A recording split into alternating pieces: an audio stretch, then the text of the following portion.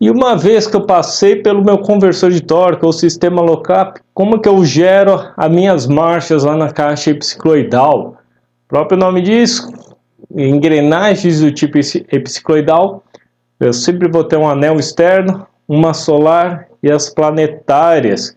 Conforme eu faço o acionamento de cada sistema desse, eu altero as marchas. É um sistema muito inteligente e compacto. Olhando o desenho esquemático, eu tenho uma embreagem que vai frear a engrenagem externa, o anel externo. Tem uma outra embreagem que vai frear as minhas planetárias e tem uma outra embreagem que vai frear o solar. Então, nisso daqui eu consigo criar várias marchas num sistema compacto. É aquilo que eu gosto de argumentar. Muitos falam, mas a dupla embreagem, a DCT ou a DSG da Volkswagen é extremamente rápida, porque quando eu estou com uma embreagem, eu estou com uma marcha trabalhando, eu já tenho a outra marcha já engatada com uma outra embreagem, eu vou só alternando. No caso de carro de transmissão automática escalonada, eu também tenho vários conjuntos de embreagem, não são só dois, são vários. E eles que conforme eu aciono um deles diferente do outro, é que eu aciono as marchas.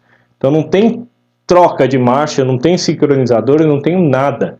No caso, aí já está tudo conectado, eu só alterno as embreagens. Por isso que é um sistema mais rápido ainda. Vou colocar umas animaçõezinhas para vocês entenderem como funciona isso daí. Então, olhando a animaçãozinha aí do sisteminha epicicloidal do How Stuff Works, muito didática. Olhando o desenho, tem aquela engrenagem externa, né, o anel externo, tem a solar e tenho as planetárias. E tem uma embreagem para o anel externo, uma embreagem para solar e uma embreagem para o sistema planetário. Isso significa o quê? Se eu entrar com a rotação do motor no Sol, frear o anel externo, a rotação vai sair pela planetária numa relação 3,4 para 1. Colocar aqui a animaçãozinha. Então eu entrei com a solar, freiei o externo e a rotação está saindo pela planetária. 3,4 para 1, mais ou menos relação de uma primeira marcha.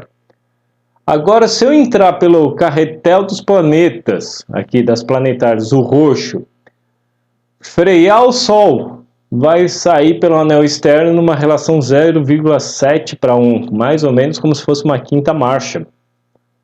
Isso no mesmo conjunto de engrenagens. Ou seja, eu tive duas marchas aqui só alterando duas embreagenzinhas.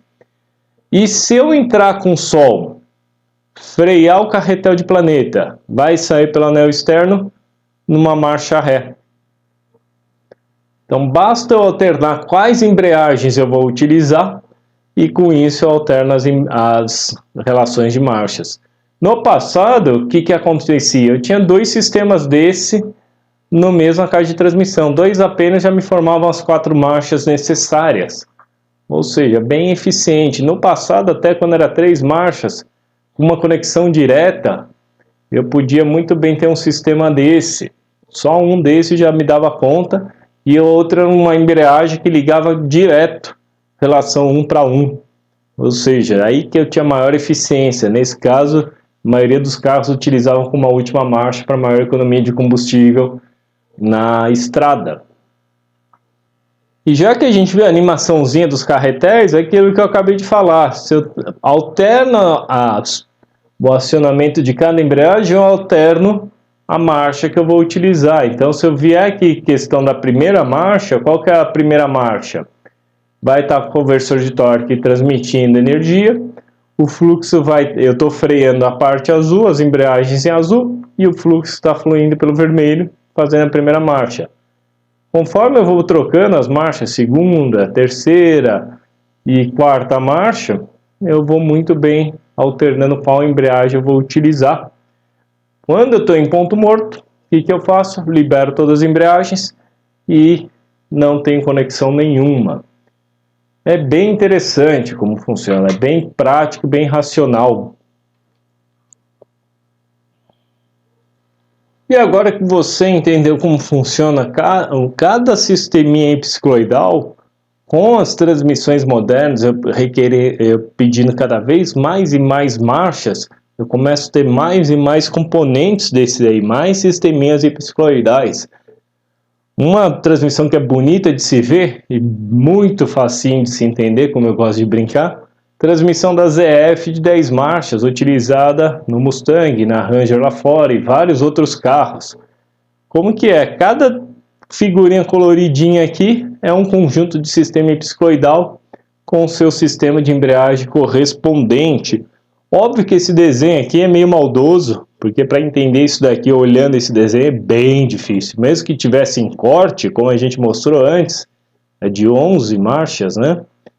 Já não é tão simples de se entender, mas já se consegue ver os pacotes de embreagens que vão acionar cada sisteminha do hipsicloidal. Olhando aqui esse desenho de novo, eu tenho os pacotinhos de multidisco, mas quando eu olho o esquema dele no diagrama de utilização fica mais fácil. Então tem os sistemas hipsicloidais aqui, então tem o anel externo e o solar. E no meio, obviamente, que eu tenho o carretel que faz o planetário.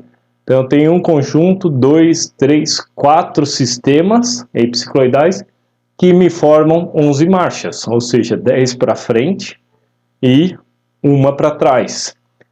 É interessante notar que basta ele alternar algumas embreagens e o sistema alterna as marchas. Então eles gostam de mencionar nesse sisteminha de 10 marchas da ZF, que eu sempre tenho no máximo 3 embreagens soltas para fazer alguma marcha. Qual que é a vantagem disso?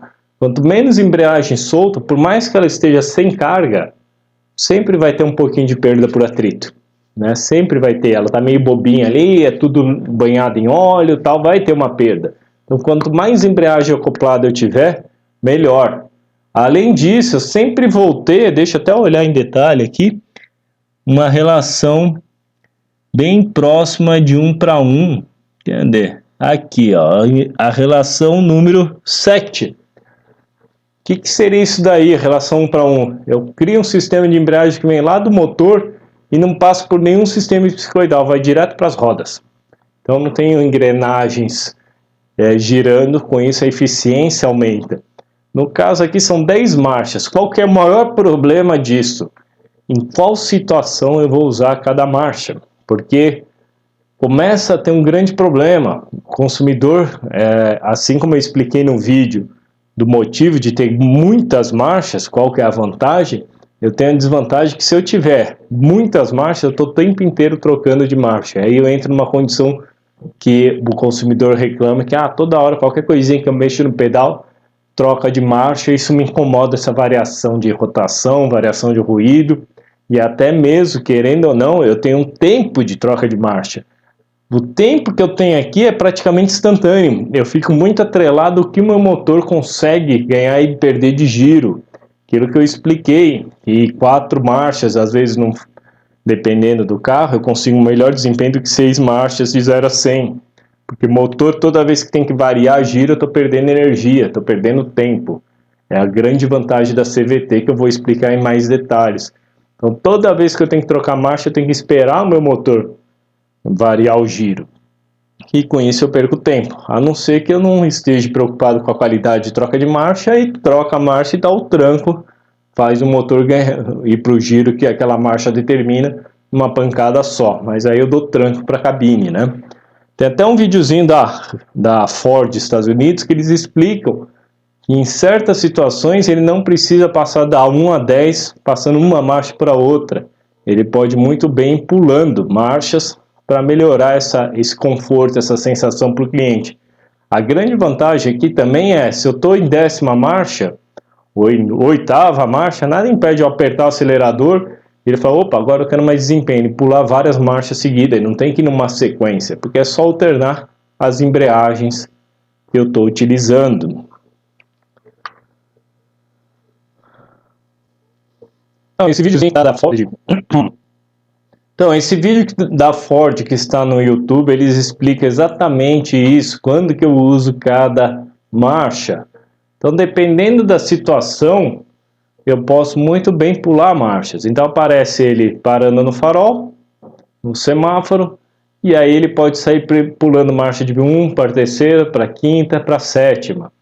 Com isso eu ganhei desempenho e, consequentemente, até consumo de combustível. Então ele sempre vai se adaptar da melhor forma possível para te trazer a melhor sensação de desempenho ou consumo conforme você necessita. E na hora de parar no farol também, ele pode muito bem pular da terceira para a primeira. Ele não tem que vir reduzindo todas as marchas, ele pode pular a marcha durante a redução. Óbvio que também, se eu estou andando com a 10ª marcha e pisar no acelerador para fazer a ultrapassagem, ele vem e pula a marcha, pode ir da 10ª para a 6ª, da 8ª para a terceira, tanto faz, porque não é uma sequência. Ele pode muito bem alternar as embreagens de acionamento e, com isso, alternar o funcionamento da transmissão.